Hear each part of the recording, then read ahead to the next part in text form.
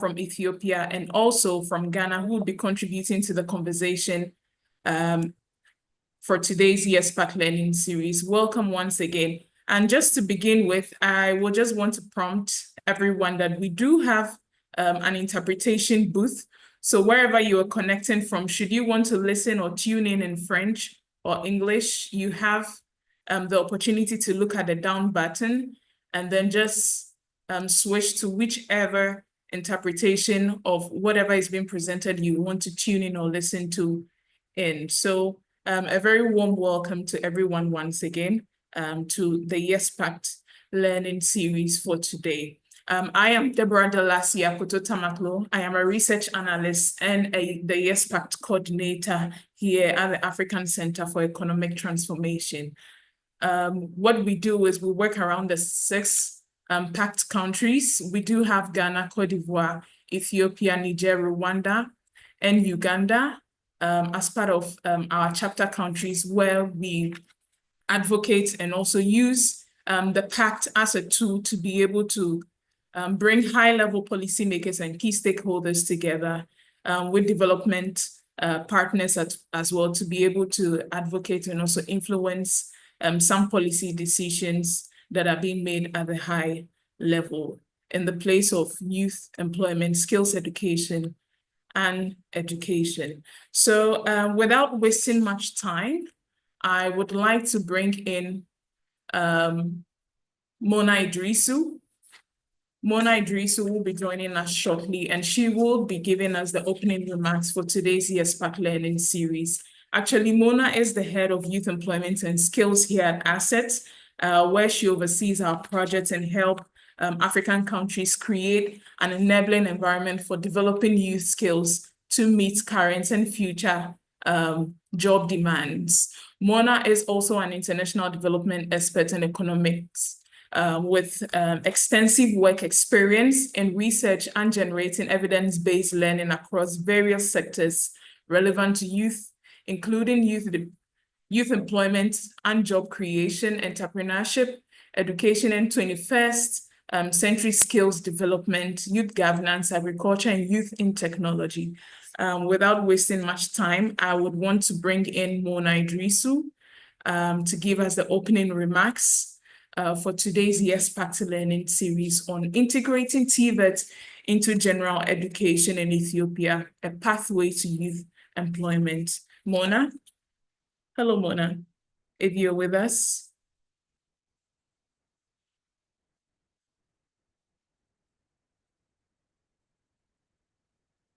All right, so while we are waiting for Mona to join in and give us the opening remarks, we have our YesPac portal that has been launched somewhere last year, and this pact portal is actually one of the tools that we use in engaging and discussing issues and having conversations around the youth employment, skills, and education issues that are going on the continent. So we have Mona joined in now. Mona, if you can hear us, can you kindly unmute and kindly proceed with giving us the opening remarks for today's YesPac Learning Series. Thank you very much, Deborah, and I hope you can hear me. A warm welcome to everyone who is joining us today.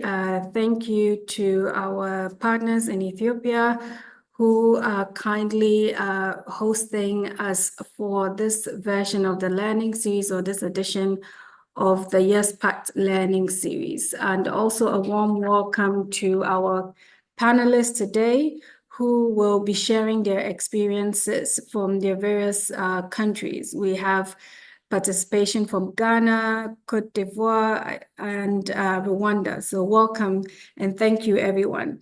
As I always like to do, I like to, for our first-time viewers or those who are joining us for the first time, to give you a bit of background on what the YesPac is all about. So the YesPac is operational in 6 countries: Ghana, Uganda, Cote d'Ivoire, Rwanda, and Ethiopia. where we've been working over the last 3 years to try to work as a group of policymakers, key practitioners, to move towards evidence and into action so that we are aware that we're facing common challenges and we're able to see how we can strengthen youth employment and skills policies in all of these 6 countries and beyond. Now, today's session, we are going to put the spotlight on Ethiopia. As most of you know, our work has centered a lot on TVET, because we know that TVET has the potential to create the skills that we need for industrializing and for the economic transformation that we need from our African countries.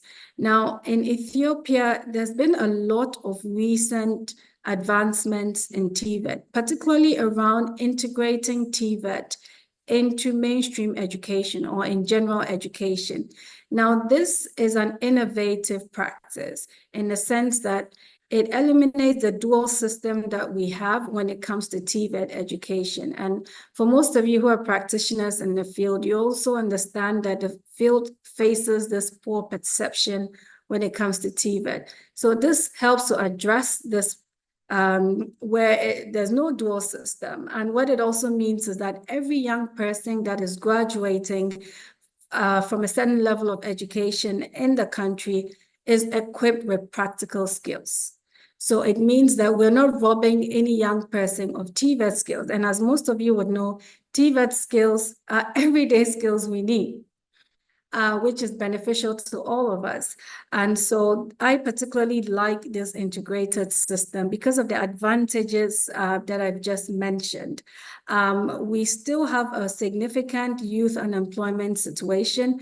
So again, strengthening education systems, and one of them being integrating this into our education system, we ensure that we're having young people that are equipped with employability skills, so that when they graduate from the secondary education system, for those who are not fortunate enough to graduate or to transition into advanced learning systems, they still have employability skills to transition into the labor market. So today we're going to hear from Dr. Ganene, who will give us more insights on this integrated system in Ethiopia. And I, for one, I'm looking forward to hearing and learning from his or from Ethiopia's experience. And I would also like to entreat our participants today, including our panelists, to share their experience from their respective countries, because that is at the heart of the learning series that we do, which is that we understand that we're facing common challenges in different African countries, and coming together once every quarter, we're then able to present on these challenges and also solicit views from other countries on how they're either dealing with it, or that could also inspire innovation in these other countries that we're operational in. So I'd like to say a warm welcome once again to everyone in our audience, our panelists, and also a special thanks to the MasterCard Foundation, who has been a keen partner in our programming at ASSET, and particularly supporting our learning series editions. So Debbie, I hope I've done justice to welcoming everyone and setting the scene for Dr. Ganene's presentation later today. Thank you, Mona. That was a great introduction. But before Dr. Ganene comes in with his presentation for today, I'm excited to introduce you all to the Yes Pact portal. It's actually our brand new platform, designed to bring together the entire Yes Pact community very much closer and together. And this isn't just another tool, but it's also your space to share insights, highlights, and also best practices, track progress, and offer recommendations that can drive real change in the youth employment and skills development space across Africa. It centralizes everything we've been building together and makes it easy to collaborate, learn from one another, and also amplify our collective impact. So without wasting much time, I would like to introduce to you the Yes Pact portal.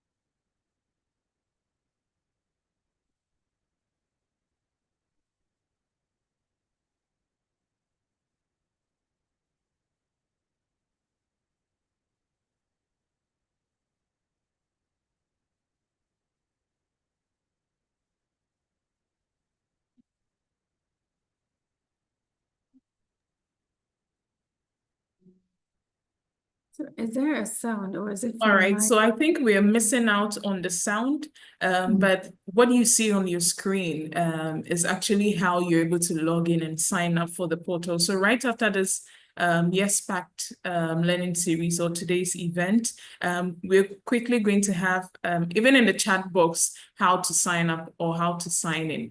So what you see on your screen is how you're able to engage on the Pact portal. We have the community board where anyone is able to share their success stories or any issues that they would like to share with us.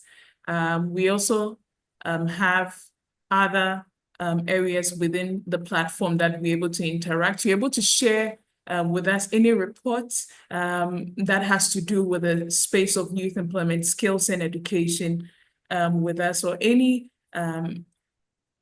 resource material or any research that you think that is valuable to the community, you're able to share that with us as well. So quickly, we're going to have the sign-in link in the chat box where everyone is able to use that to register and also log in into the portal at any time. This can be used over the phone and also on your laptop. So anywhere you are, once you have an internet, you're able to connect with us on the platform. Thank you. So at the moment, would proceed with Dr. Genene's presentation. He's the main speaker for today. So Dr. Genene is an assistant professor and director of academic affairs at the Technical and Vocational Training Institute in Ethiopia. He holds a PhD in curriculum design and development with a focus on ICT in higher education, alongside a master's in curriculum and instruction and a bachelor's degree in computer science and chemistry. With extensive experience in academic and public service, he previously served as a Director General for the TVET subsector at the former Ministry of Science and Higher Education. Dr. Genene has contributed extensively or severally to national education forums, including Ethiopia's education and training policy, the qualification framework, and studies on TVET quality and policy development. Ladies and gentlemen, I would like to introduce us to Dr. Genene Abebe Tadese, who is our speaker for today, to begin his presentation. Over to you, Dr. Genene. Okay, thank you very much. And thank you for inviting me to share with you my presentation. Okay, I don't know, I couldn't get my slide here.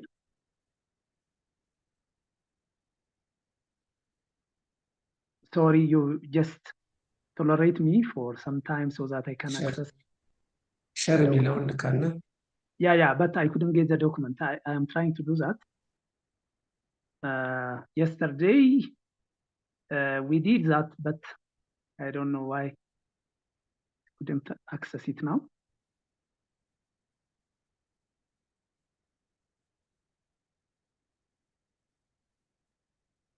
Maybe, I don't know any.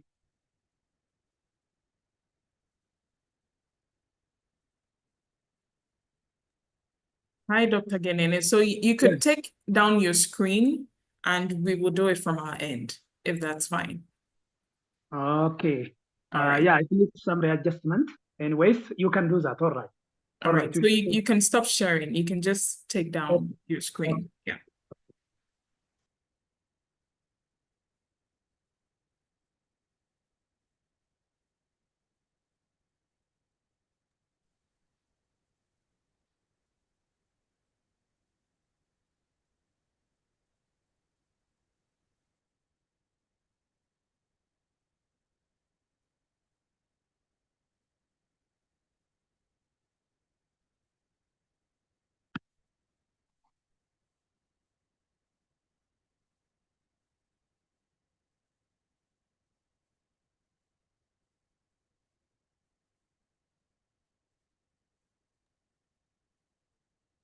እኔ ሸር ላድርገው ለውጥ አለው? Okay, if you have, you can share it. ለውጥ ከሌለው I don't think there is. I don't know. Did I share the latest PowerPoint? Yes, Dr. Genene, in a minute. Our comms team is going to project it in a minute.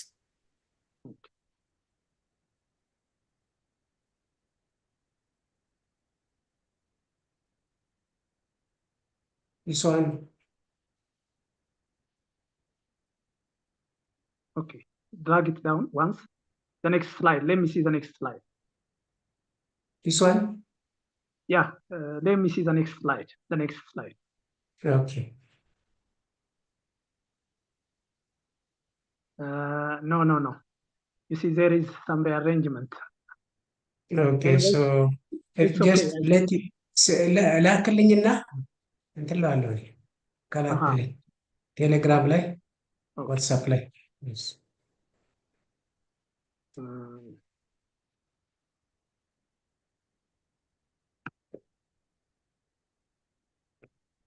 Okay.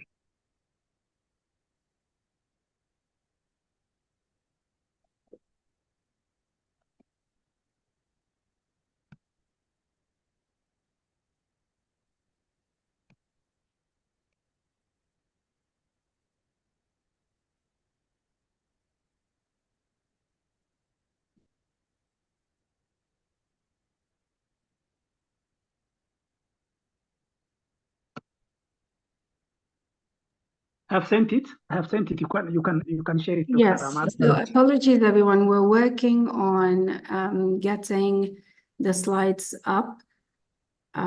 We do have it, but I think the screen needs to change. So we're seeing the other end of it. So our comms team is sorting this out, and we will have Dr. Ganene's presentation set up shortly so that we can proceed with the presentation. So Dr. Ganene, just give us a few seconds.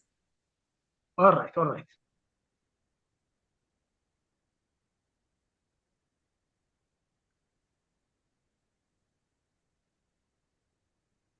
And I did see in the audience, Muneza, I think you mentioned the network is not good. Can you hear us now? Is that okay? You can just say okay in the chat room.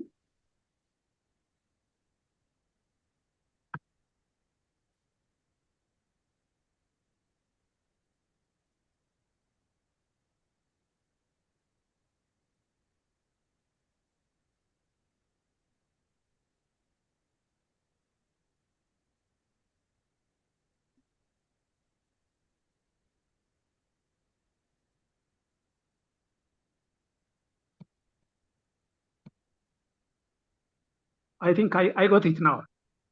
We can proceed. Maybe Deborah, if you are around. Yes, even better. I've got it. So yes, so you can put this in Okay. presentation mode and we Okay. can, fantastic. Thank you so Okay. much. Apologies once Okay. again. Sorry for the inconvenience. So let me start my presentation instead of wasting time because Deborah has already introduced me to the audience.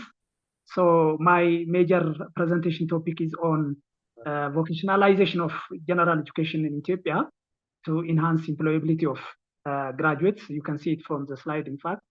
It says vocational training into general education of Ethiopia, pathway to use employment. So my presentation will Dr. focus. Ganene, Yeah. we're getting some feedback. If you could just check your audio. Okay, can't you hear me? Yes, now it's great. Now it's Okay. good. All right. So my presentation focuses on vocationalization of general education in Ethiopia, which is used as a pathway to use employment. In fact, we call it vocationalization, integrating the elements of vocational education into the general education. Just to give you a few background about the TV system in Ethiopia and the education system in general, we used to have a kind of 2-4 type of arrangement in the former times, but currently our education system, the structure is 6-4-2, which means from grade 1 to 6 is said to be primary education. Then from grade 6 up to grade 12 is the junior higher education, and grade 11 and grade 12 is called the higher education in Ethiopian education system. So this is the structure currently. In the former times, students join the TV sector after they complete grade 10 because we had a different structure. But now students have to finish grade 12 to join into the formal TVET education. But because of vocationalization, the formal education system was purely academic by its nature.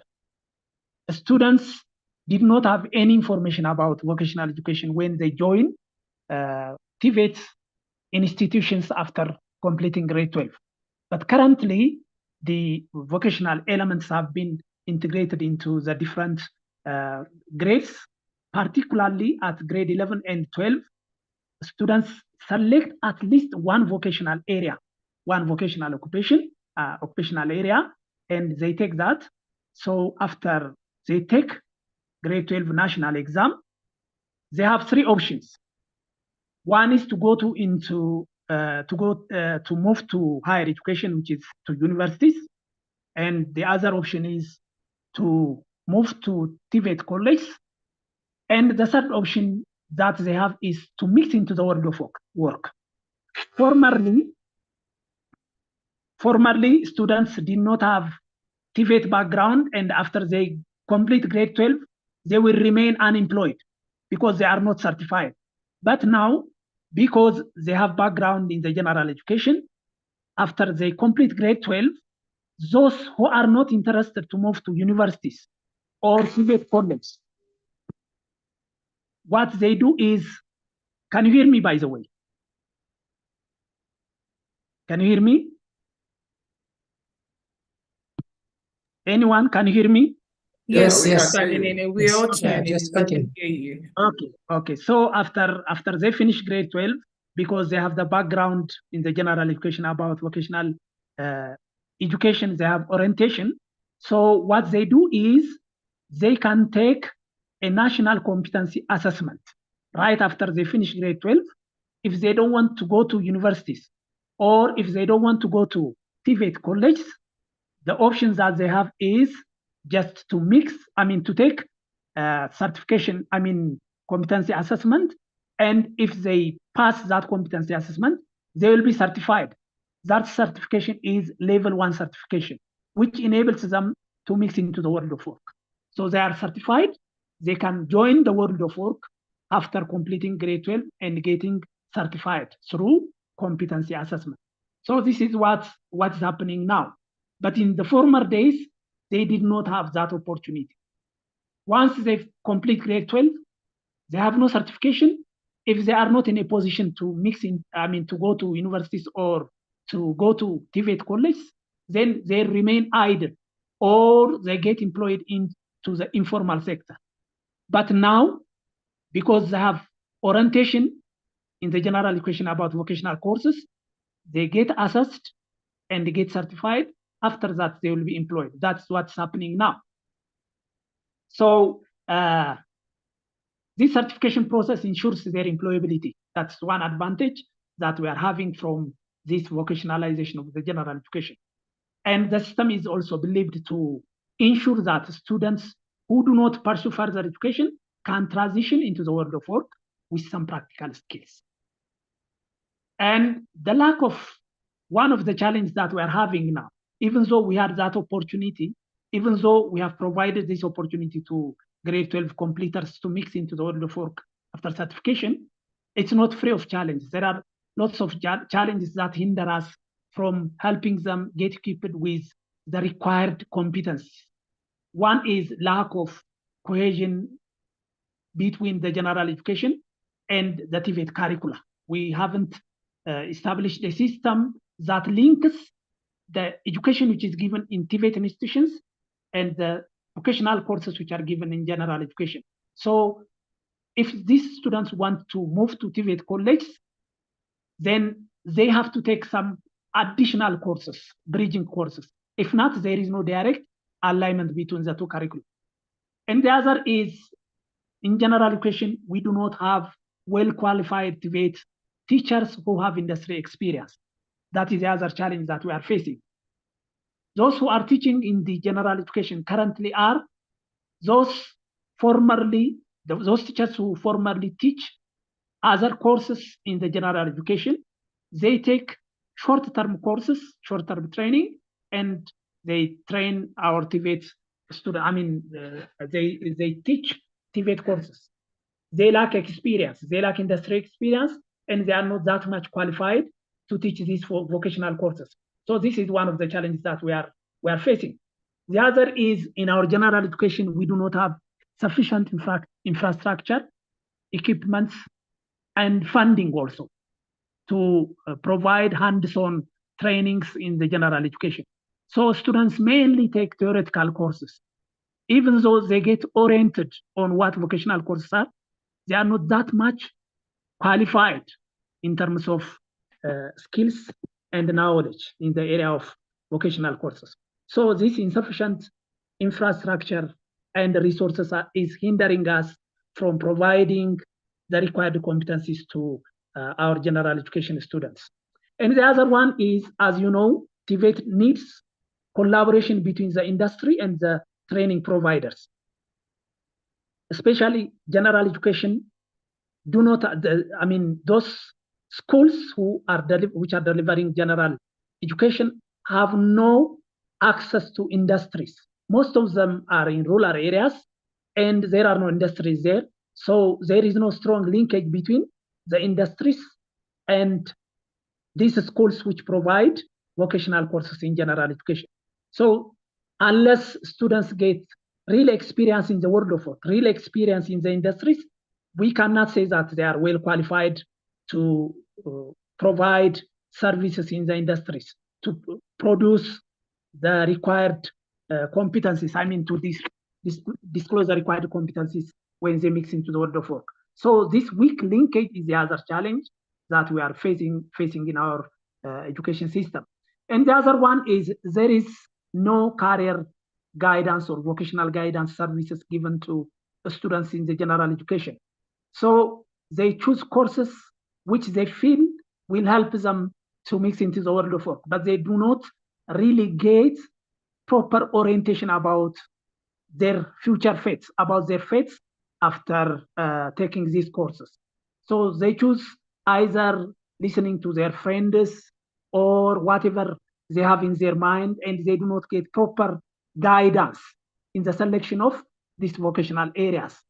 So once they choose these vocational areas, they may not be successful because they haven't tested their talent, which area is appropriate to them. They simply take any courses that they prefer, and then they may not be successful. So these are the major challenges that we have in the vocationalization of our general education. The proposed solution for these challenges are like to address the challenge of the disconnection between general education and the TVET curricula. There should be a kind of framework that links the two. We have to work on that.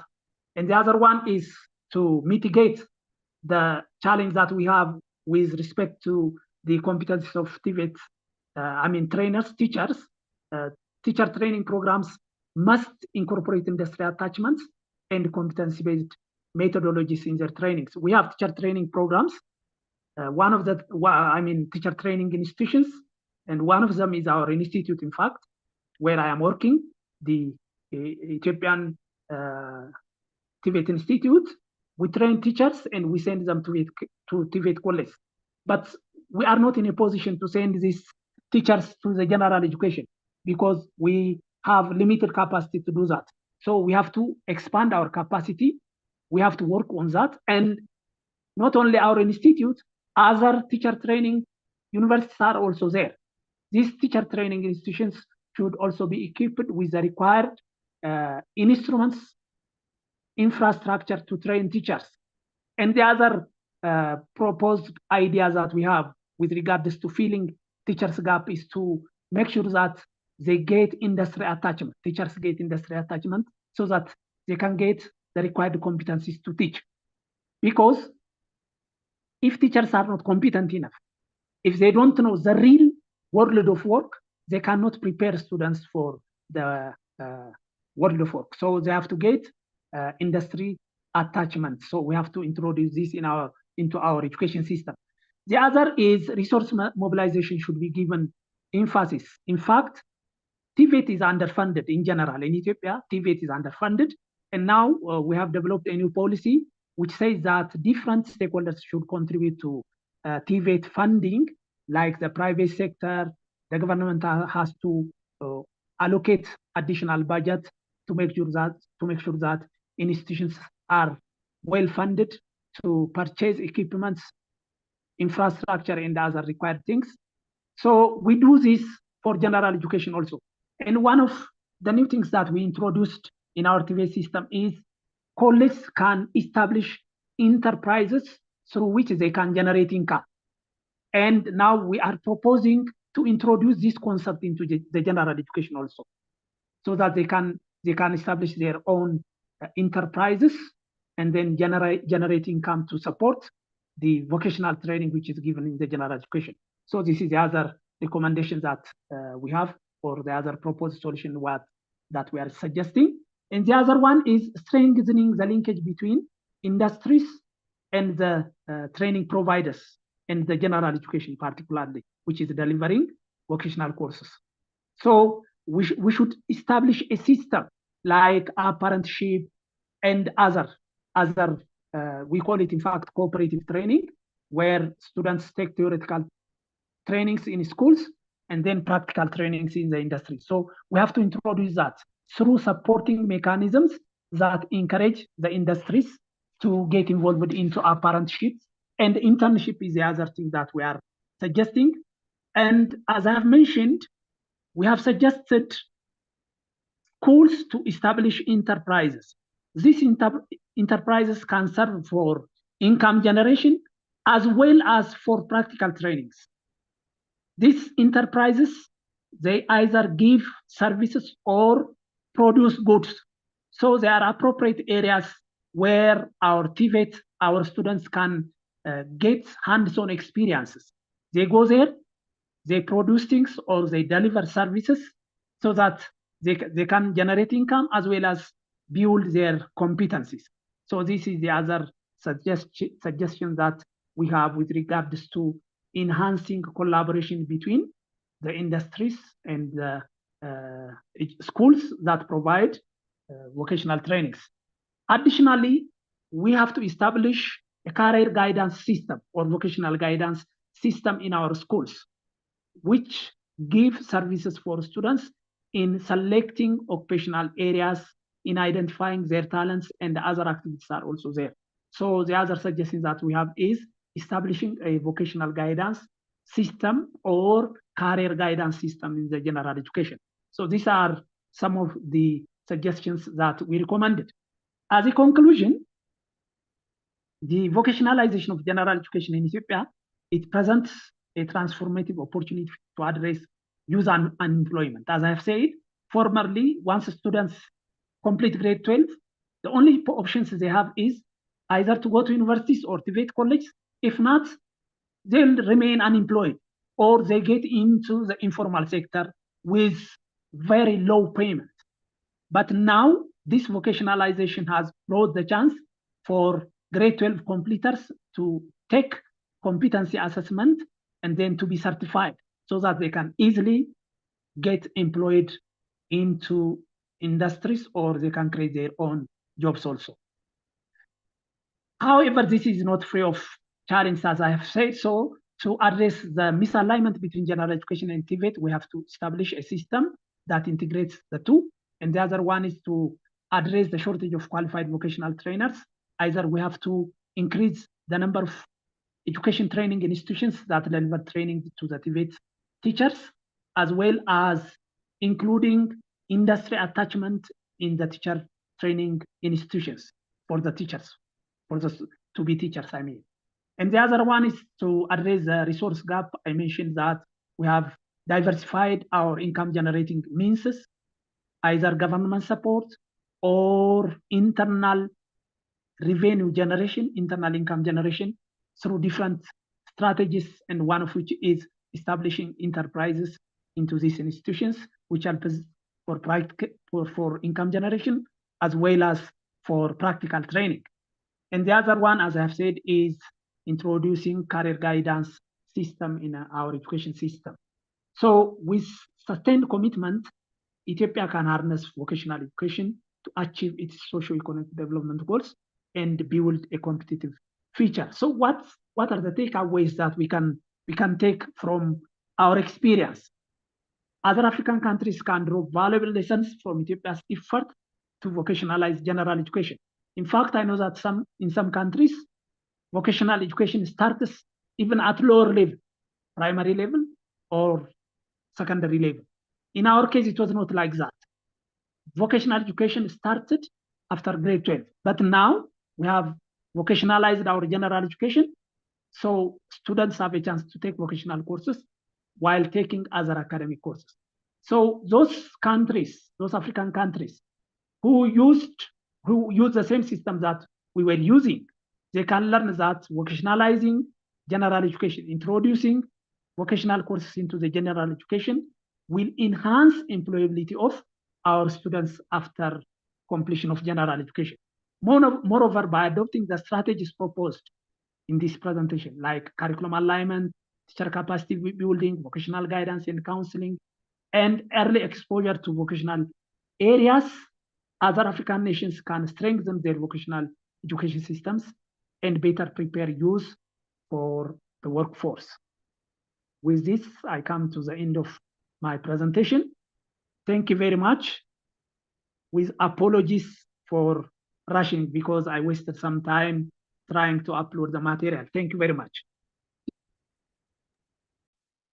Thank you, Dr. Genene. Dr. Genene, I'll take it again. Yeah, thank you very much for the lively presentation. With much ado, would want to project to everyone our post-event survey. So you're able to just give us quick feedback on your thoughts on the program and how things are going. So we do have, in just a minute, I'm going to have our post-event survey on your screen. It's already popped up in both English and French.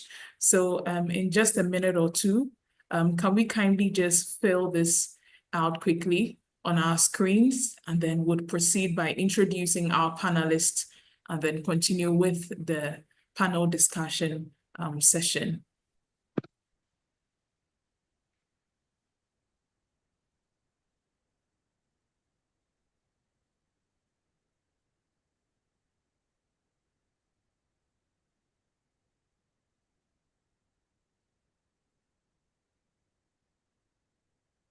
So while at it, I would want to begin by introducing our panelists for today. We do have 3 strong panelists for today's YesPac Learning series from Ghana, from Rwanda, as well as Niger.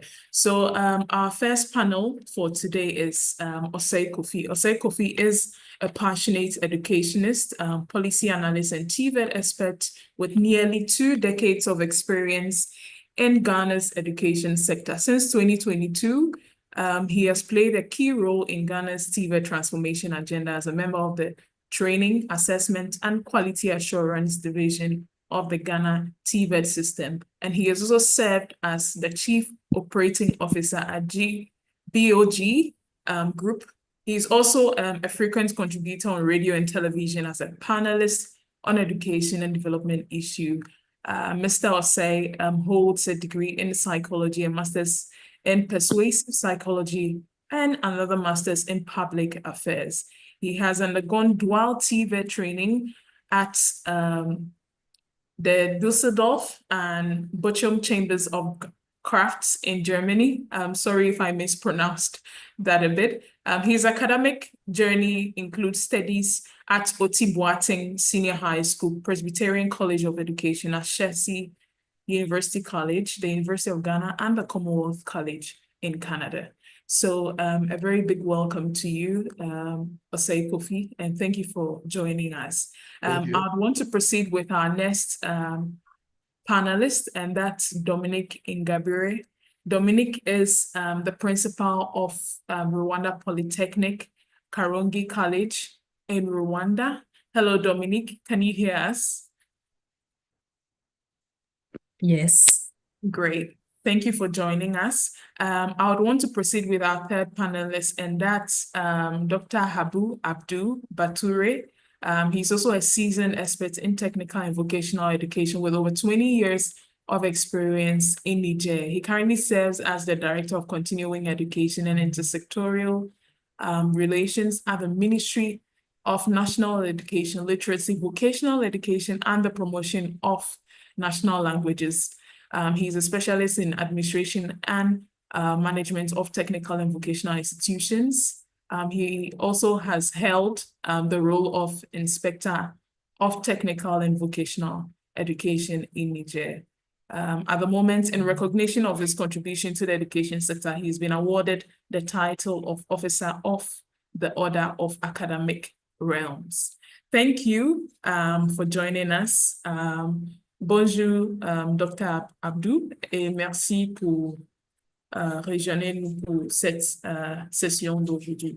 Alors, I'm going to begin with Osei Kofi. Osei, can you hear us?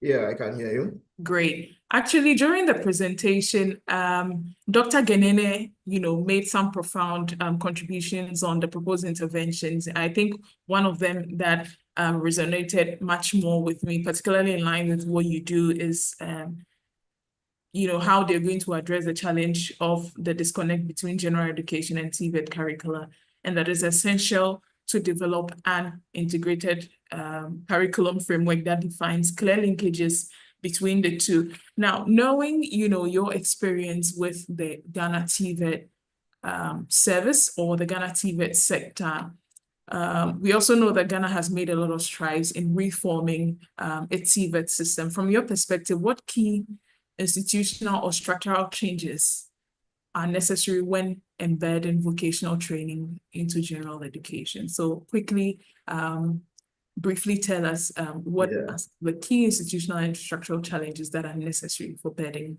vocational training into general education. Thank you very much, Deborah. And good morning to the other panelists. I'll go straight to the point. Ghana's transformation agenda started in 2004 with the Anamwa Mensa Education Committee to look at the generality of education in Ghana. The white paper of the committee stated one emphatic thing, that vocational education in Ghana should be seen as a credible alternative to general education. Fast forward in 2008, this real transformation started with the passage of 3 acts of parliament. The first was the Act 1023, the Education Bodies Regulatory Act. This act gave birth to the Commission for TVET. The Commission for TVET is a regulatory body for technical and vocational education in Ghana. In the act, there was also the mention of a sector skills bodies. So the act also gave birth to the sector skills bodies. This body is very crucial in giving us direction as to the demands of education. So whenever there is the need for curriculum development, the occupational standards come from the sector skill bodies. So they can be likened to the Chamber of Craft in Germany. But however, in the Ghanaian context, they are still found under the government structure, which I think from the learnings, they should be made independent to operate. The second act was the Act 1026 that gave birth to a university responsible for teacher education in TVET. That is the Akenten Apiaminka University of Skills Training and Entrepreneurship Development. So this university came on board purposely for teacher education and professionalism. So all those who have to or want to work or teach in the TVET sector have to go through Amstead for professional training. The third act, which is Act 1049, that gave birth to the TVET service with the mandate to implement, manage, and oversee all TVET activities in the pre-tertiary in Ghana. So the TVET service have the mandate to implement curriculum in the space. The fourth act or policy is the National TVET Qualifications Framework. Dr. Ganini mentioned that, and I'm happy. TVET, you also have a qualification framework, an 8-level qualification framework. What we have special here is that each level have descriptors. These descriptors are designed with stakeholders or social partners, including the industry. They play a very critical role. It's telling us at each level of the qualifications framework, the skill, the competencies the graduate is expected to exhibit at the world of work.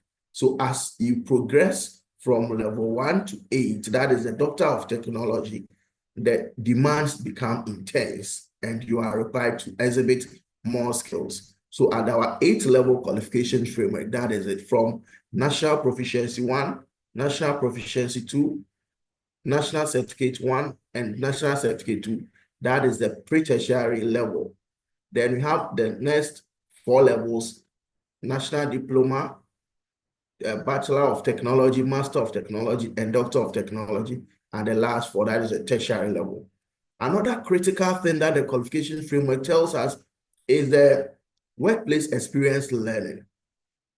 In other space, they call it attachment or on-the-job training. But in our space, we call it workplace experience learning. Workplace experience learning in such a way that the learner goes to the industry with prescriptions, the gaps that have been identified within the training in the school. Then the learner goes to the industry to fill those gaps. So it's expected that in the 2-credit value program, the learner is expected to go through specific competencies and training. And within that period, the learner is assigned to an industry trainer, of which evaluation or assessment takes place after the period. So each learner that goes through our training is expected to have at least 16 weeks of workplace experience learning as part of the 3-year training in TVET. So that is one important thing that we should also look at in the space. Moving forward, if I can add some few things as part of the learnings of the All right, sure, you can do it in just a minute. Yes, I'll do that in just a minute. We've realized that though the Commission for TVET is responsible for regulatory, their role in assessment and certification is a bit conflicting. So in the learnings, if the Ethiopian system is also ready, the assessment and certification should be set aside from the regulator, because you set policies, you do assessments.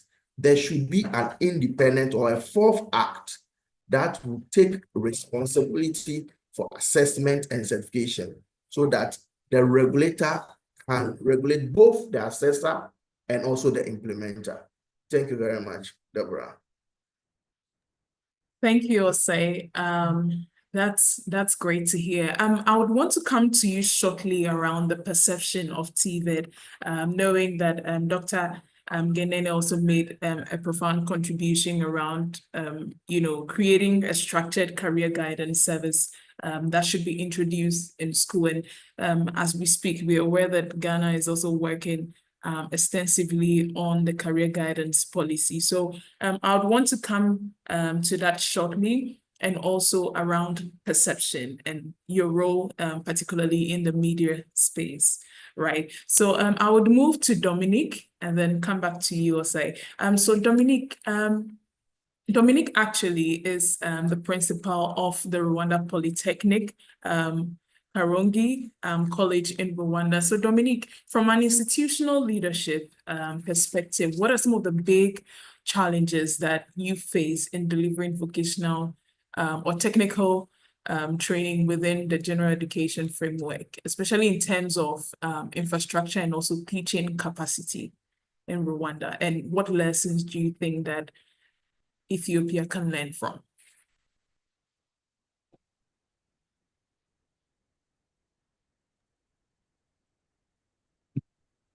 Yes, thank you.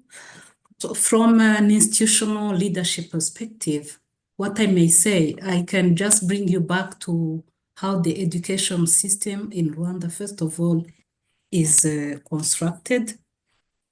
As you mentioned, I'm in the Rwanda Polytechnic, one of its colleges in Karongi. And this institution was formed when Rwanda was targeting to have more people into the technical and vocational education training. And this institution was mandated to oversee education, both for lower TVET education and higher TVET education provision. That was back in the year 2017.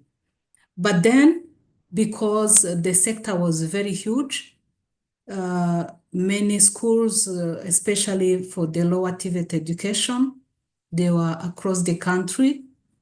It came up that in 2020, it was now the portfolio of Rwanda Polytechnic was reduced, and it only remained with the higher education, especially in the TVET sector, while Rwanda TVET Board was formed to oversee all the technical vocational education at the lower TVET education. And unlike what has been mentioned by Dr. Genene, especially on vocationalization, Rwanda has, in the lower TVET education, we have what we call TVET wings, whereby vocational education is the workshops and the laboratories are attached to pre-existing infrastructure to ensure that technical education will be offered to students if they need. It's not a compulsory thing like what I heard from Ethiopia. It's a different setup where when students complete their ordinary level, meaning 3 years of secondary schools, they can either join technical education in the upper level, or they continue to general education in the upper level. And for what comes in with the TVET wings is that a pre-existing school which was offering general education in secondary school will have a separate wing which is equipped with full workshops and equipment, consumables. And in case a student want to join technical vocational school, in that very school, they can join, while the other students from the same school can join a different pathway where they can go in another general education if they like. So choosing whether they go for technical or for general education, it's their choice. And in terms of infrastructure, that one can be solved by using or by equipping a pre-existing school, especially the secondary school, with infrastructure in terms of workshops. As for the teaching capacity, you understand that Rwanda has adopted those two pathways, either the technical secondary schools or higher education, which are fully technical, like in the polytechnics, as where I work. For the teaching staff, especially where we introduce the TVET wings, Rwanda Polytechnic has a so-called Rwanda TVET Trainer Institute, which is mandated to train any teacher or any trainer in terms of technical pedagogical skills, and it has so far graduated about more than 2,000 trainers with senior TVET trainer certificate or TVET trainer certificate, which enable a once general education teacher to be equipped with TVET technical training pedagogical skills. And like that, this is part of equipping or giving capacity to our teachers, especially in that very sector. Thank you, Dominique. So I would briefly come back to you again. I would move on to Osei Kofi, and then I would come to Dr. Abdul. So Osei, we're coming back to the issue of guidance and counseling. Like I'd already mentioned, Dr. Genene proposed a structured career guidance service, which should be integrated into the general education as well, to be able to bridge this integration that we are talking about. And also knowing that Ghana at the moment is actually working on the career guidance and counseling policy, which is awaiting the final stages before it could be accepted and then later implemented. In your experience, particularly within the media space that you have had the privilege to work in, particularly in line with education, in transforming perception around TVET, how has Ghana leveraged the media and public engagement or policy tools to reposition vocational education as a first choice pathway for young people? Thank you very much, Deborah. Perception in TVET, I think, in Africa has been very poor, especially in Ghana. When you choose the pathway of TVET, it was perceived, and even still, people still perceive it to be a pathway for those who are low achievers. However, let me say this story. The Act 1049 brought together 11 former agencies in Ghana. All of these agencies were implementing TVET in Ghana under different ministries. So you could see there were differences in standards and everything. So when these agencies were realigned, career guidance was one of the things that we introduced in the transformation agenda, that there should be a dedicated counselor in each TVET institution to help learners find their path. Most of the learners at their age, 15, 16, they are told what to do by parents. However, when the learner gets on board in the training and you interact with the counselor, you realize that that is actually not what the person would want to do. So the trait of the person, the personality and everything, he might want to do something else, but parents want to. So we strategized aggressively TVET campaign across the country. Last year in November, we had our national TVET campaign. We have our personnel going on TV, radio, and all media channels, including social media, telling Ghanaians what TVET has to offer. And I must say that government has also been very supportive in putting TVET first. In most of the government platforms, TVET is being mentioned, upgrading and retooling of TVET institutions and building new ones. This has created a lot of attraction. People seeing the new technology that is coming on board. In the past, it was very difficult to get someone who has completed a basic school or elementary, moving into the second cycle in Ghana, with the best of grade opting to do TVET. But here today, we have people with grade 6 wanting to do TVET, and the migration keeps coming on and on. This has become possible because, one, there is something, although it's not being fully implemented, we call something time with a TVETer. We are trying to leverage on the success stories of those who are going through the TVET system, telling the stories to the young people, either in person or using the social media or other means. So in orientation session for learners, we employ or we talk to such people to go to the schools, educate them, tell them their story so that they will be role models. We also have the alumni of our schools. Although most of them are not active, the very few ones that we are using is telling us that we are doing something great. So from 2022 to date, we inherited a student population of 47,000. from the 11 agencies. As we speak, we have 156,000 students. So that means the perception is gradually changing to the positive.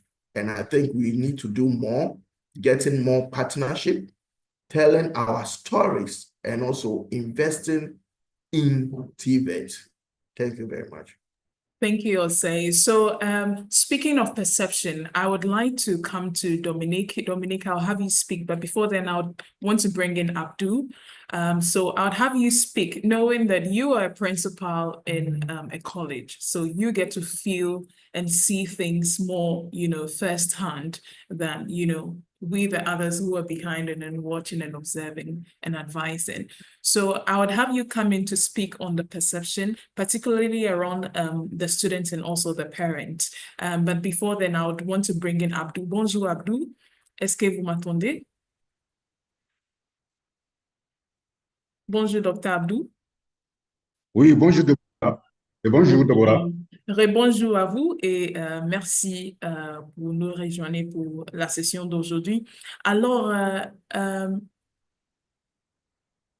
Dr. Genene a parlé sur quelques défis qui est lié à la préparation des enseignants. Alors, je voulais demander, par rapport à ces Oui. défis qu'il a nous montré, comment les experts, est-ce que vous pouvez parler dans la côté de Niger, comment les pays peuvent être Oui. renforcer les capacités des formateurs à assurer à la Oui. fois les composantes académiques et pratiques d'un programme intégré. OK. Merci beaucoup à vous, Deborah. Ce que le Niger a toujours procédé dans le renforcement des capacités de son personnel enseignant, et le Niger a procédé d'abord à identifier les besoins. Donc, l'identification des besoins des enseignants dans leur renforcement des capacités passe d'abord par l'identification des besoins des inspecteurs pédagogiques. Donc, il y a une première étape.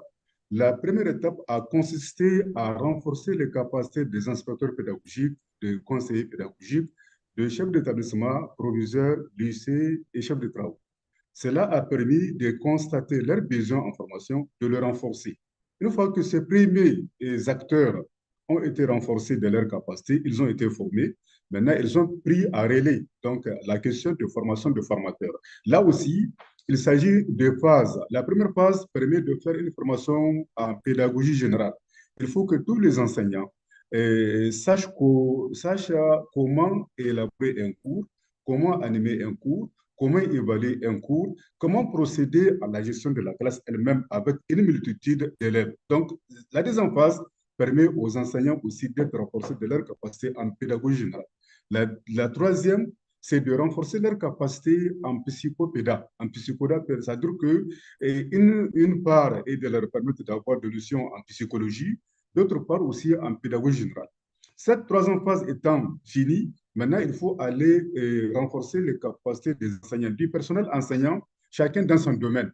Cela veut dire quoi? Cela veut dire que quand vous prenez un professeur de comptabilité ou un professeur de bâtiment ou un professeur d'électricité, dans son domaine de formation, il doit pouvoir exprimer un besoin en formation. Et on le prend en charge. C'est ce qu'on appelle la technico-péda, une formation technique de 7 jours et une formation pédagogique de 3 jours qu'on appelle la formation technico-pédagogique. Donc, nous avons, grâce au concours de partenaires et du budget national, renforcé presque tous les besoins des enseignants de leur domaine. Et cela passe par les régions. Et au niveau central, les directeurs de ressources humaines ainsi que les directeurs techniques vont procéder à l'élaboration des besoins de formation des enseignants et le transmettre au niveau des régions. Les directeurs régionaux, les inspecteurs régionaux, les chefs d'établissement vont faire des sessions de formation sur la base d'un financement en faisant un regroupement. C'est-à-dire que tous les enseignants qui sont dans un domaine bien précis, ceux qui sont en électricité, ceux qui sont en bâtiment, ceux qui sont en plomberie, ceux qui sont en maroquinerie, en tannerie, en boucherie, bref, chacun dans son domaine, on va les regrouper et renforcer leurs capacités pour que, au retour de leur établissement, ils puissent être à mesure de faire un transfert de compétences le plus approprié. Quand ce transfert de compétences est approprié, cela permet aux apprenants d'être très pratiques. Ils vont non seulement avoir des notions théoriques, mais mieux encore, ils vont avoir des notions pratiques, parce qu'ils vont aller dans les ateliers, pratiquer les travaux pratiques pour qu'il y ait ce qu'on appelle les habiletés professionnelles. D'une part, ils sont renforcés dans leur capacité en théorie, et d'autre part, on les amène en atelier pour permettre de pouvoir renforcer leur capacité, pour leur permettre donc de faire un transfert de compétences au niveau des apprenants. Et ce transfert de compétences est important. Pourquoi, Déborah? Parce que cela permet de faire les liens de conformité entre les besoins exprimés par les entreprises et les programmes que nous avons élaborés et que nous sommes en train de mettre en œuvre. Parce que tant qu'il n'y a pas ce rapport de conformité entre le programme élaboré et les besoins exprimés par les entreprises, il y aura un déphasage. Parce que ceux-là qui seront formés, ceux-là qui vont sortir avec des diplômes, donc de baccalauréat professionnel, des brevets d'études professionnelles, ne seront pas retenus par le marché du travail. Or, nous formons aujourd'hui pour que les besoins des entreprises soient pris en compte pour favoriser l'insertion professionnelle des jeunes dans les entreprises. Et ça va permettre d'une part de booster l'économie, d'autre part de résorber le chômage et de créer de l'emploi. Donc cela va impacter sur plusieurs facteurs possibles. Voilà, Déborah, ce que je peux dire par rapport à cette question-là. Et nous sommes aujourd'hui dans cette même dynamique de faire en sorte que tous les enseignants, que ce soit au niveau du collège d'enseignement technique, que ce soit au niveau du lycée professionnel spécialisé, que ce soit au niveau des centres de formation professionnelle technique, chaque enseignant dans sa sphère de compétences soit renforcé pour favoriser un transfert de compétences le plus approprié possible, permettant aux apprenants, aux sortants de l'FTP, d'être absorbés par les entreprises. Puisqu'il ne s'agit pas de former, non, il faut former pour un besoin précis des entreprises, n'est-ce pas, qui vont recruter les jeunes sortis avec leur diplôme. D'accord, merci, docteur Abdou. Alors, je suis d'accord avec vous dans Oui. la côté des renforcements des capacités. C'est pas juste de l'intégration de l'éducation générale, aussi dans la côté technique, Oui, mais comment on peut renforcer les capacités de oui, l'enseignant, puisqu'il peut transmettre le message ou bien tout ce qu'il voulait transmettre à les étudiants dans une manière qui va nous aider dans le système de l'EFTP. oui, Alors, de votre point de vue, quels instruments oui, politiques ou réformes institutionnelles sont les plus essentiels oui. pour garantir l'intégration effective de l'EFTP dans le système d'enseignement général à travers de l'Éthiopie et aussi par rapport à ce que vous êtes Oui. en train de faire au Niger? Voilà. En fait, ici, pour qu'il y ait une intégration générale de l'FTP au niveau du système de l'enseignement général, il faudra d'abord passer par un état de lieu, un diagnostic stratégique qui permet de comprendre et d'analyser les forces, les faiblesses, les menaces et les opportunités du système éducatif. Et maintenant, faire un état de lieu. Et pour comprendre quels sont les obstacles, n'est-ce pas, de l'intégration de l'FTP dans l'enseignement général, quelles sont les pesanteurs sociales qui empêchent que tel ou tel métier soit compris, soit accepté, ne soit pas rejeté par les apprenants. À partir de ça, il faut passer maintenant par une réforme curriculaire, c'est-à-dire qu'il faut procéder par la révision des curricula et des programmes. Et cela, cette révision va se faire sur le dispositif, les lycées d'enseignement général, les lycées d'enseignement professionnel et technique, les centres de formation professionnelle, les collèges d'enseignement, pour permettre cette intégration de l'FTP. Mieux, aujourd'hui au Niger, nous avons procédé par la création de collèges d'enseignement technique. Ces collèges d'enseignement technique, ce sont des collèges professionnels, mais qui, de la 6e et la 5e, forment seulement en enseignement général. Et à partir de la 4e année, l'apprenant choisit un métier et il se place devant les examens en 3e année, collège d'enseignement technique. Mais mieux encore, nous avons aujourd'hui aussi créé ce qu'on appelle les lycées scientifiques, les lycées d'excellence qui permettent un éveil entrepreneurial, qui permettent aux apprenants, dès lors qu'ils ont été intégrés à travers un concours avec 14 de moyenne pour favoriser l'excellence, ils vont choisir à partir de leur baccalauréat professionnel n'importe quelle université au monde. Je suis dans le conseil national de l'ANAP. L'ANAP, c'est l'Agence nationale d'attribution de bourses. Tous ceux-là qui proviennent du lycée d'enseignement général avec une moyenne de 14 vont choisir n'importe quelle université au monde pour s'inscrire et procéder à leur formation. Ça, c'est la deuxième étape. La troisième, il faut faire ce qu'on appelle une étude sur les métiers porteurs. Et au niveau de chaque région, on va constater quels sont les métiers qui sont porteurs, quelles sont les filières qui sont porteuses, et on va le recenser Et on va aller maintenant par une campagne de sensibilisation au niveau des écoles primaires, au niveau des collèges d'enseignement général, au niveau des lycées d'enseignement général et au niveau des autres leaders. Donc, les leaders d'opinion, les leaders traditionnels, les chefs religieux, les services déconcentrés, pour leur expliquer la nécessité de faire une jonction, un lien entre l'enseignement général et l'enseignement technique et professionnel. La quatrième étape, c'est faire ce qu'on appelle une stratégie décennale, c'est-à-dire que l'Éthiopie peut choisir de faire étendre sa professionnelle, les lycées professionnels, les collèges d'enseignement technique et professionnel sur 10 ans et toucher tous les métiers par région, par localité. C'est-à-dire qu'il s'agit de faire en sorte qu'un métier qui a été ouvert, une filière qui a été créée, doit être créée en fonction d'un besoin précis d'une localité. Et cette étude d'expansion va permettre de faire ce qu'on appelle une projection de l'avenir sur 10 ans. Qu'est-ce qu'on peut faire? Quels sont les centres qu'on peut créer? Et quels sont les besoins, par exemple, en infrastructure, en équipement, en matière d'œuvre, en enseignants, en formation des enseignants, même en disponibilité des encadreurs collèges. Et la cinquième étape va permettre aussi ce qu'on appelle de faire une stratégie d'implication du secteur privé dans le monde d'enseignement général. Pourquoi? Parce que la plupart des apprenants que nous avons de centres-là, qui sortent avec leur diplôme, mais sortent pour aller vers le privé, d'une part, et vers l'État d'autre part. Donc, il faut que les acteurs que nous avons au niveau de chaque entité puissent comprendre la nécessité de les accepter d'abord en période de stage. Ensuite, de leur favoriser, par exemple, en signature de contrats à durée déterminée ou de contrats de travail temporaire, leur permettant de mieux densifier, de mieux maîtriser encore davantage leurs habiletés professionnelles, leurs compétences. Donc, c'est ce qui va leur permettre d'être efficaces au niveau de leur poste de travail. Et sixième étape aussi, il faut créer, l'Éthiopie peut créer un conseil national de l'enseignement technique de la formation professionnelle et un fonds d'appui à la formation professionnelle et l'apprentissage. Ce sont des outils qui permettent de faire la jonction d'une part entre l'enseignement général et d'autre part l'enseignement technique et professionnel. Ça permettra de faire une vision globale, une vision d'ensemble de tous les paramètres pouvant impacter donc le système de l'enseignement général à l'enseignement technique et professionnel. La dernière étape que je voudrais insister, sur laquelle je voudrais insister, c'est notamment la création des collèges et des lycées d'enseignement technique et d'excellence, qui sont un outil fondamental pour faire un éveil entrepreneurial, pour éveiller les consciences et permettre aux pays africains de disposer de cadres compétents. Nous avons tout ce qu'il faut pour leur permettre de maîtriser un métier. Mais il faut leur permettre de faire un choix, mais un choix conséquent.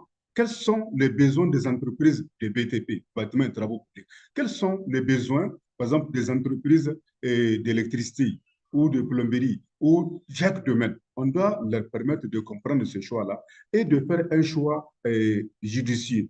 Et ce choix, aujourd'hui, nous le faisons grâce à la création de directions. Nous avons ce qu'on appelle la direction d'orientation scolaire professionnelle, qui sillonne le pays, le Niger, et qui explique davantage aux élèves qui sont au niveau des écoles primaires et au collège et quelles sont les opportunités qui peuvent se présenter en termes économiques pour transformer ces localités et ces régions. Quelles sont les opportunités qui peuvent se présenter et comment ils peuvent saisir ces opportunités-là en faisant quel diplôme, quelle formation. Et c'est ça aujourd'hui que nous sommes en train de faire. La deuxième direction, c'est une direction d'accompagnement à l'insertion professionnelle. C'est-à-dire que les jeunes qui sont formés vont être accompagnés avec des kits d'insertion professionnelle, vont être accompagnés avec des conseils avisés pour leur permettre d'aller vers les entreprises qui vont leur permettre donc d'avoir un emploi. Voilà, on peut procéder, si je fais un résumé, on peut procéder par des réformes curriculaires, réformes portant sur la révision des programmes et des curricula. On peut procéder par un diagnostic stratégique et un état du lieu, n'est-ce pas, du système de l'ETP. On peut aussi élaborer des normes techniques, environnementales et pédagogiques. Il faut qu'il y ait des normes. Dans chaque système, il faut qu'il y ait des normes. Du côté de l'enseignement technique, quelles sont les normes et les standards? Du côté de l'enseignement professionnel, quelles sont les normes et les standards? Il faut aller aussi vers la création d'un cadre de concertation avec les différents acteurs du système éducatif. Voilà, à résumer, les réformes qu'on peut engager. Les réformes sont multiples, mais les plus essentielles, ce sont celles-là qui permettent, d'une part, de faire les liens entre l'enseignement général et l'enseignement technique et professionnel. D'accord, merci, J'ai été un peu rapide. Dr. Abdou. Je vous en prie. Merci pour la contribution. Et maintenant, on n'a pas beaucoup de temps, alors je vais aller à Dominique pour aussi ajouter quelque chose par rapport à la perception. Et après, on termine la session pour aujourd'hui. Hi, Dominique. So I'm back to you. Knowing that you've had, about 19 years of experience in the TVET sector, in the higher education sector, and also 7 years of experience in the TVET sector. You also previously the deputy principal for academics and training at the Gishari College in Rwanda.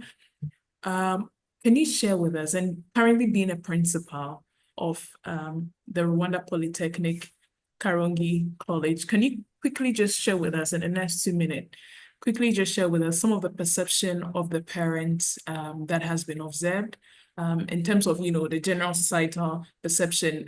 If you listen carefully to Osei, actually, he made us understand that indeed some of the wards truly want a certain program, but because of the perception that their parents do have, they're able to do that. But following engagements, looking at, the career guidance and counseling path, they're able to then reveal what they really do want to do. So what role can TVET, colleges play in changing the societal perception about vocational or technical education, particularly among parents?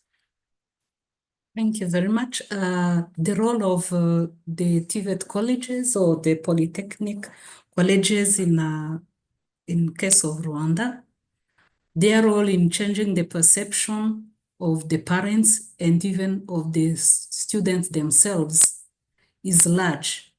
Normally, in the ancient times, TVET was seen as those who are low performers and those who are like school dropouts. But currently, it has really tremendously changed, and most people really want to join TVET because they have seen people can even earn their living when they join the school, the technical education.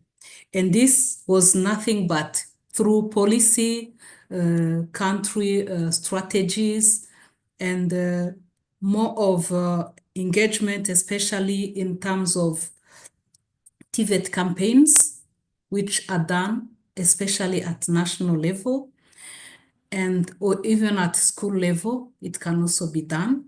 And again, there is a platform where all people who are engaged in the TVET sector meet to understand what will be the challenges, what are the things which may make people not really like the TVET itself.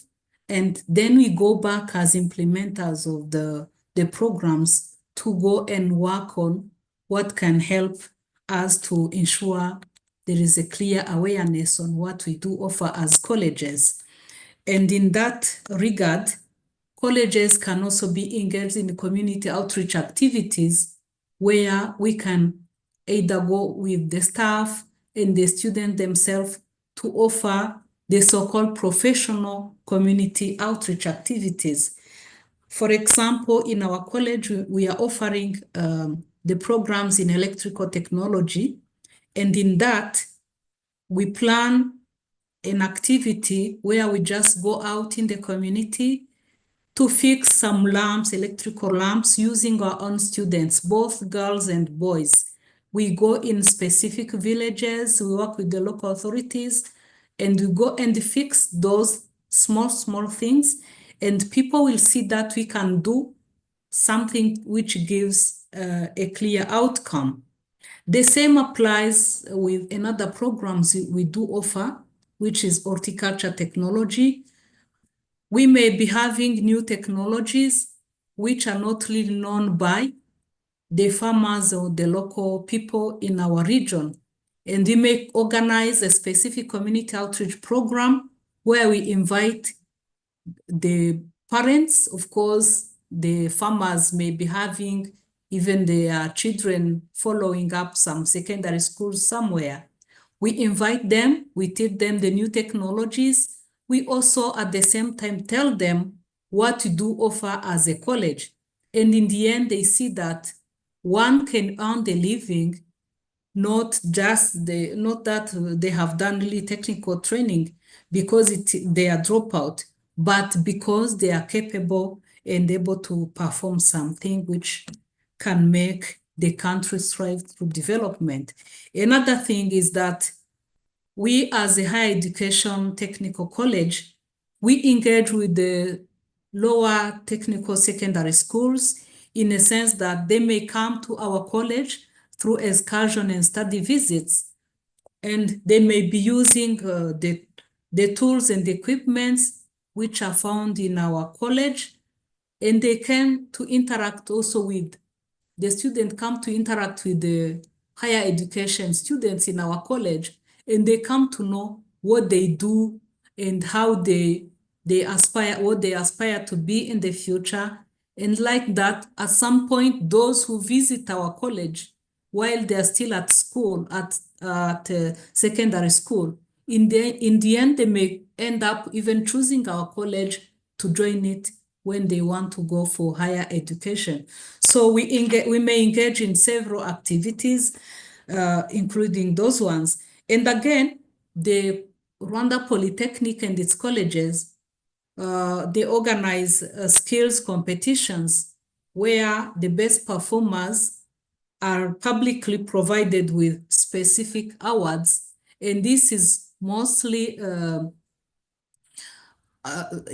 is shown on television, and it's performed publicly, so those who are still in secondary school may see what happens in the higher activate education, and they can be inspired to join in the future.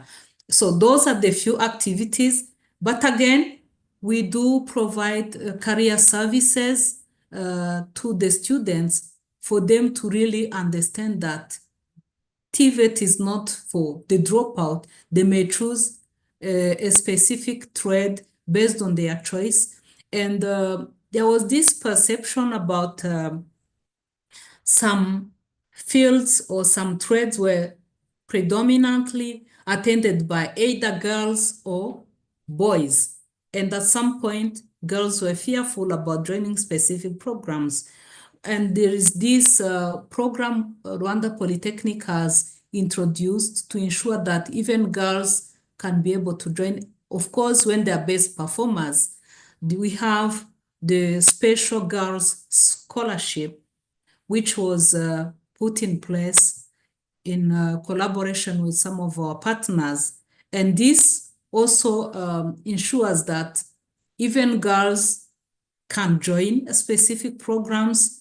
Not that it's really, there is a connotation about some of the programs are really for boys and girls will not really perform very well. But through the acts of, let's say,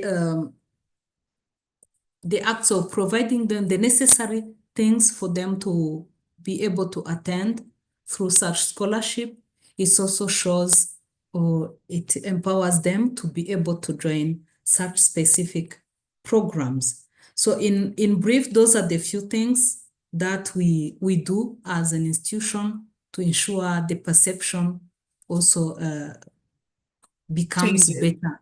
Yes. I agree with you, Dominique. Thank you so much to our three panelists. Thank you, Osei Kofi. Thank you, Dominique. And thank you, Dr. Abdul Batuare. Dominique, just to build on your point that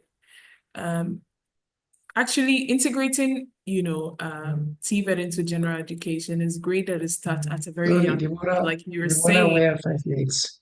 Yes, like you were saying, on your side of things that usually have secondary school students come around to visit, and then that also inspires them, to decide on what career path they would want to take, particularly in line with the technical and vocational space. So it's been great hearing perspectives from the regulatory angle, an institutional leadership angle, and also from the policy angle today, in line with today's learning series on integrating TVET into general education in Ethiopia. I wouldn't want to while away our time. I wish we had a brief Q&A session, but we have a couple of things in our chats, and we'll just make do with that.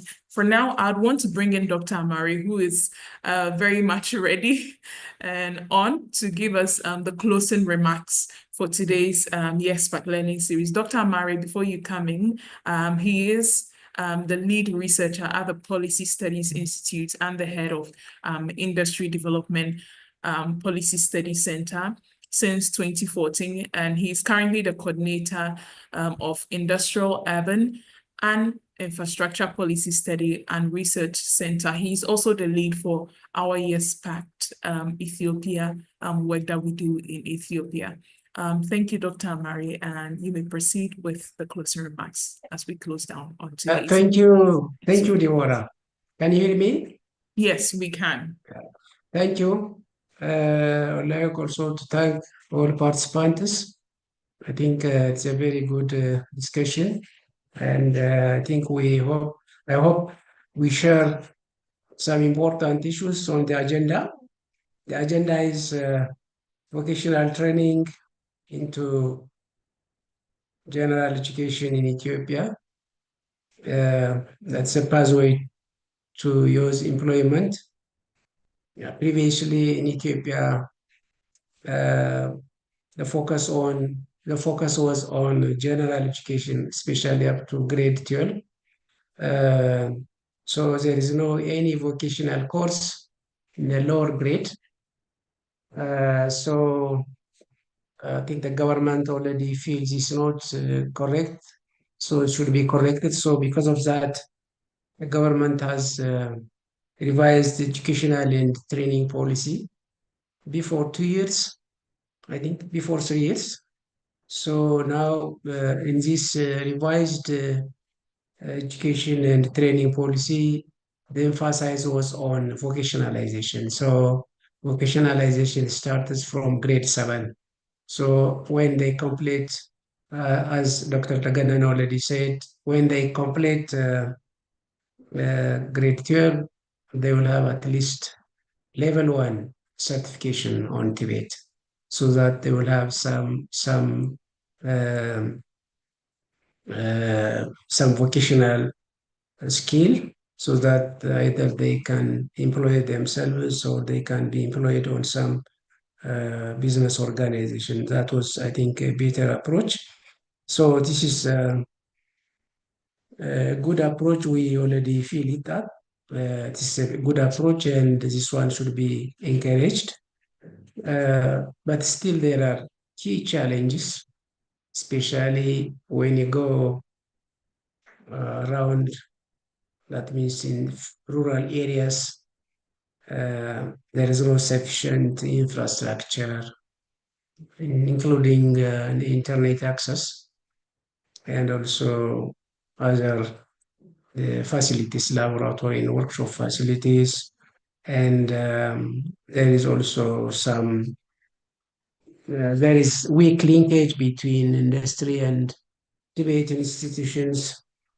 And of course, there is no clear vocational guidance in career.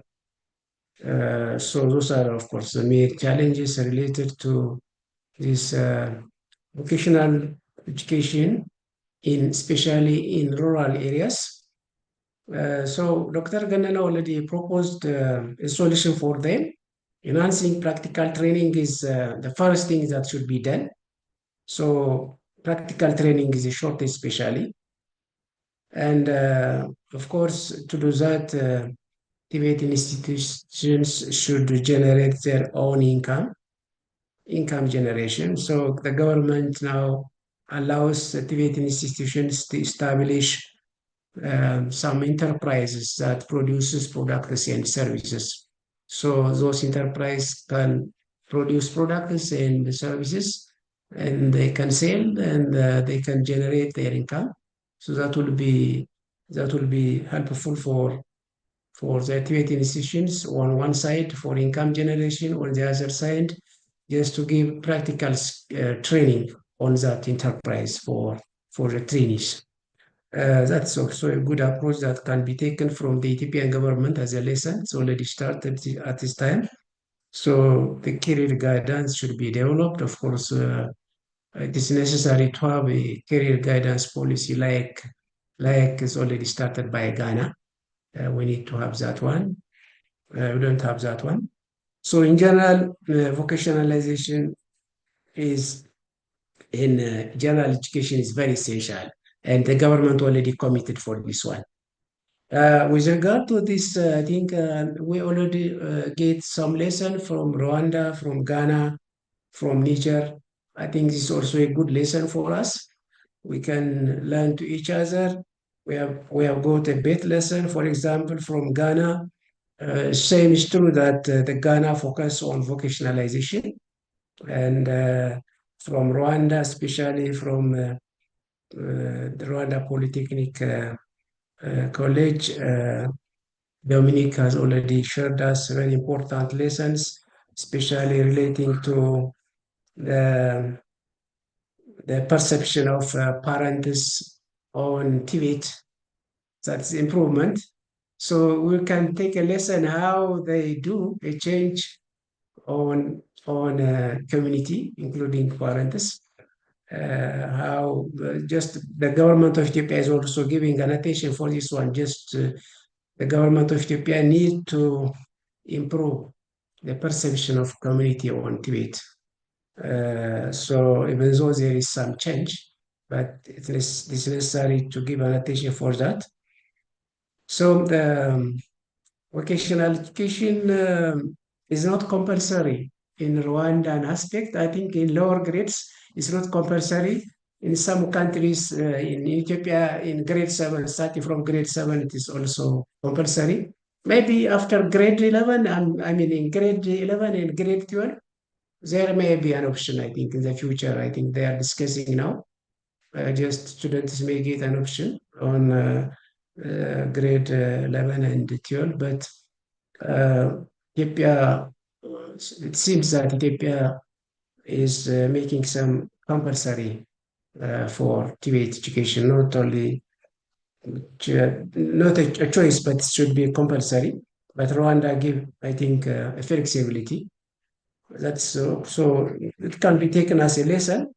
Niger, just they focus on capacity building. That is also very important. Of course, we lack, all of us, we lack a capacity for teachers, TVET teachers, a capacity for leaders, capacity for principals. So I think all of us, we need to focus on capacity building.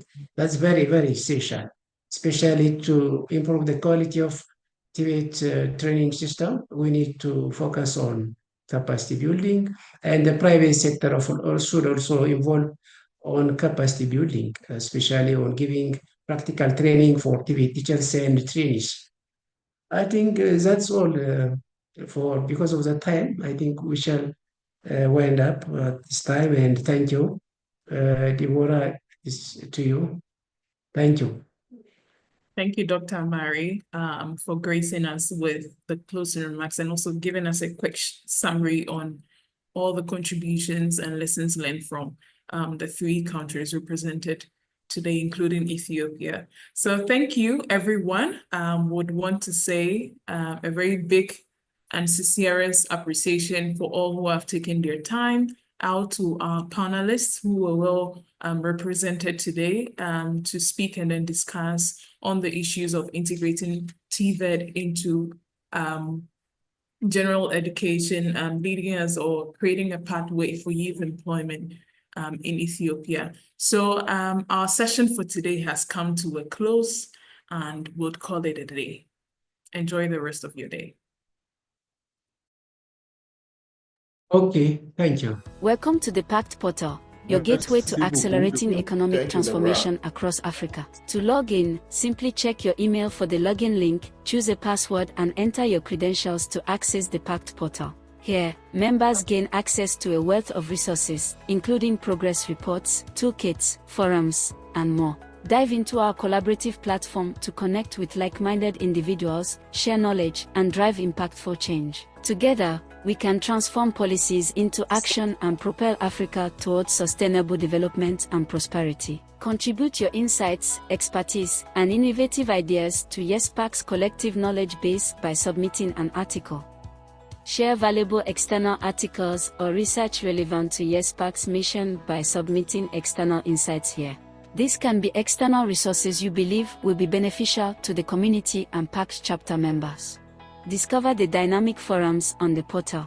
Engage in insightful discussions on Yes Pact initiatives, policies, and strategies in our dynamic forums. Remember to engage with responses by replying to comments and encouraging further discussion. This way, we can all collaborate effectively and drive impactful change together.